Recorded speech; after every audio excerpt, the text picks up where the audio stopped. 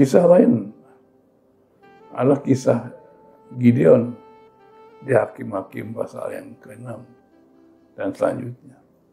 Diceritakan di situ bagaimana bangsa Israel 7 tahun diperbudak oleh orang Midian dan Amalek. Mereka sudah, kalau baca dalam dalam Hakim-Hakim 6 ayat yang ke-6, dikatakan bangsa Israel sudah sangat melarat. Dikatakan di sini, sehingga orang Israel menjadi sangat melarat oleh perbuatan orang Midian itu. Lalu bersuruh orang Israel kepada Tuhan. Malaikat Tuhan menampakkan diri kepada Gideon dan berfirman kepada demikian, Tuhan menyertai engkau, ya pahlawan yang gagah berani. Ya, jadi mereka dalam situasi sangat sulit. Secara ekonomi mereka sangat melarat. Itu kondisi ekonomi yang terendah yang dihadapi oleh bangsa Israel. Sangat melarat. Bukan melarat, bukan miskin, tapi sangat melarat. Gideon itu anak bungsu. Dia bersembunyi mengirik gandum di pemerasan anggur, karena anggur itu tidak ada. Diambil orang Midian dan Amalek. Dia sedang bersembunyi mengirik gandum, masih muda. Tapi Tuhan berkata bahwa engkau adalah pahlawan dan gagah berani. Jadi Tuhan melihat bukan hari ini.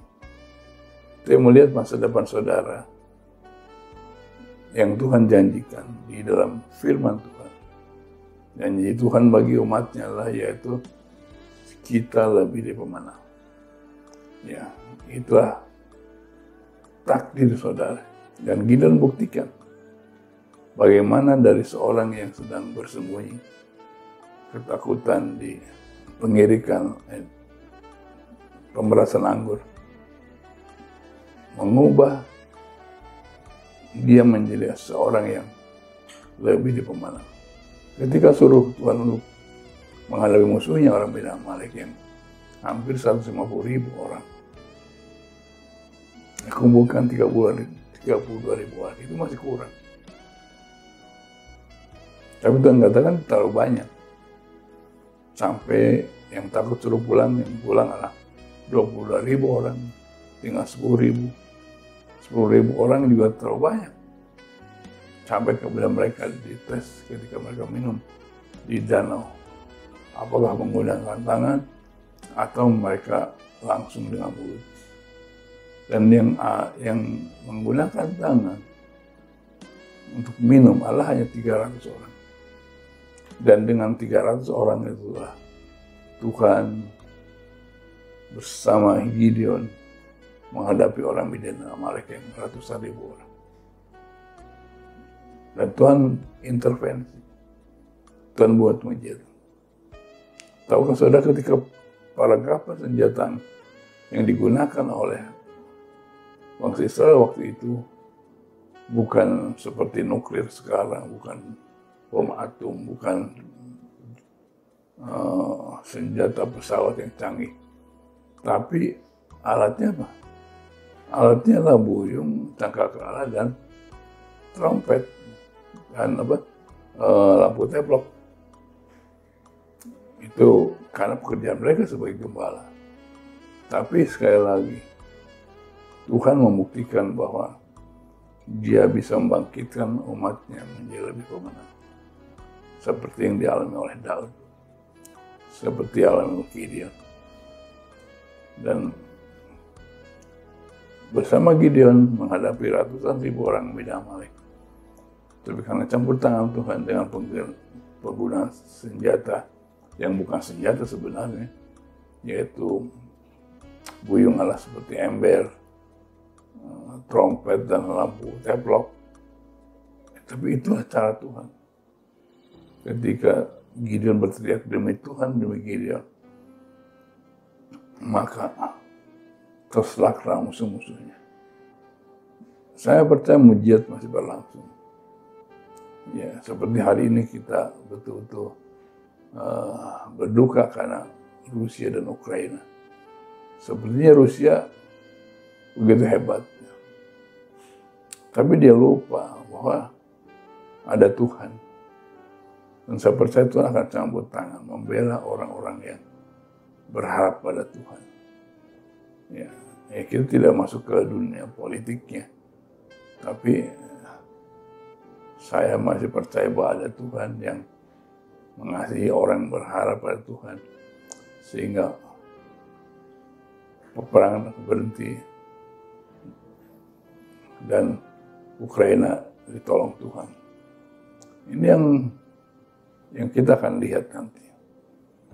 Tapi ini menyadar kepada kita bahwa memang ya, situasi sekarang ini ya peperangan, ya masalah, ya kesusahan itu semakin menjadi-jadi. Apalagi dalam situasi pandemi yang tidak jelas kapan selesainya, orang pada ketakutan. Ya.